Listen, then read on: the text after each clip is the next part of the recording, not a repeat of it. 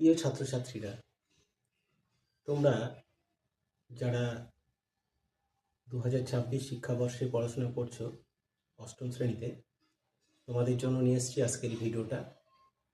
আজকে আমি অষ্টম শ্রেণীর ভূগোল বিষয়ে রায় ও মার্টিনের প্রশ্নবিচিত্রার যে ফার্স্ট সামেটিভ বা প্রথম পর্যায়ক্রমিকের যে সংক্ষিপ্ত উত্তর রয়েছে ভূগোলের, সেগুলো বলে দিচ্ছি।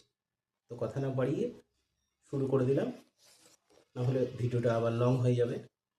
1 নম্বর সেট যেটা আছে, মানে 1 নম্বর স্কুলে, আরামবাগ হাই স্কুল, সেখান থেকে দাগ নম্বর 1 সঠিক উত্তরটি নির্বাচন করে লেখো। তার আবার 1 নম্বরে দেওয়া আছে, দেখো, ভূগর্ভে গ্যাস ও বাষ্প মিশ্রিত তরল পদার্থকে বলে। আমি জাস্ট খালি উত্তরগুলো বলে দিচ্ছি। C number magma. এস তরঙ্গ প্রবাহিত হয়, সি নাম্বার, কঠিন মাধ্যমের মধ্য দিয়ে। তারপরে আছে, দেখো, 3 নম্বরে ভূত্বকে সবচেয়ে বেশি পরিমাণে আছে, সি নাম্বারে, অক্সিজেন। 4 নম্বরের দাগ নম্বর 4, দেখো, সীমা স্তরের ঘনত্ব হলো, এটা বি অ্যান্সার হবে, 2.9 গ্রাম প্রতি ঘন সেমি। 5, লোহা সব থেকে বেশি আছে, এটা সি হবে, কেন্দ্রমণ্ডল। 6, ভূত্বক ও গুরুমণ্ডলের মধ্যে অবস্থিত, এটা হবে সি, মোহরো-ভিসিক বিযুক্তি রেখা।